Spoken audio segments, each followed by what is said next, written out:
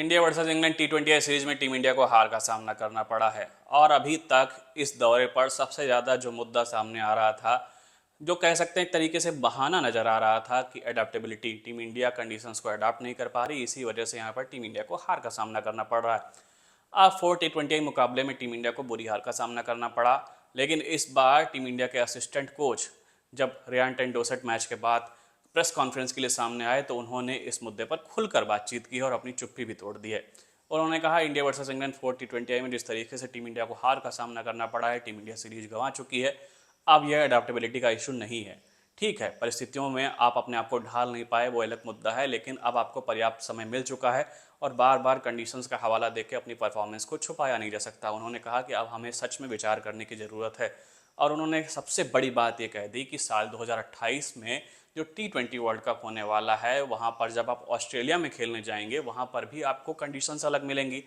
तब कब तक आप परिस्थितियों का हवाला देते रहेंगे, कंडीशंस का हवाला देते रहेंगे कि आप कंडीशंस को अडाप्ट नहीं कर पा रहे हैं, इसी वजह से आप क्या वर्ल्ड कप गंवाए, तब भी क्या आप यही एक्सक्यूज़ देंगे? तो इनसे ऊपर उठने की ज़रूरत है। उन्होंने कहा कि चाहे अंडर 9 लेवल का कोच हो या फिर किसी भी लेवल का कोच, वो अपने हर क्रिकेटर को यही सिखाता है कि जब कंडीशंस अलग हों या फिर कंडीशंस के हिसाब से आपको अपने गेम को बदलना चाहिए, अपने गेम में बदलाव करना चाहिए। उन्होंने कहा कि ठीक है, आप वानखेड़े में 80 मीटर का छक्का मार देते हैं और वहाँ पर वानखेड़े स्टेडियम में आप 250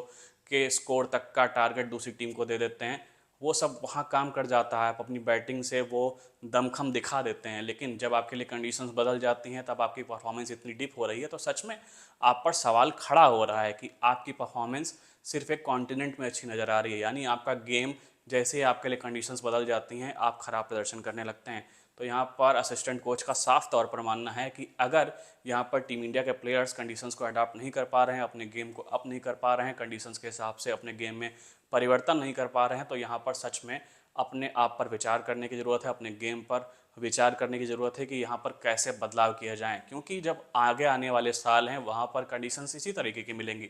2028 का टी20 वर्ल्ड कप ऑस्ट्रेलिया में होना है, वहाँ पर आपको इसी तरीके की कंडीशंस मिलने वाली हैं। अनइवन बाउंस भी मिल सकता है, तेज़ रफ्तार से गेंदों का सामना करना पड़ सकता है। तब आप क्या करेंगे, क्या एक्सक्यूज़ देंगे?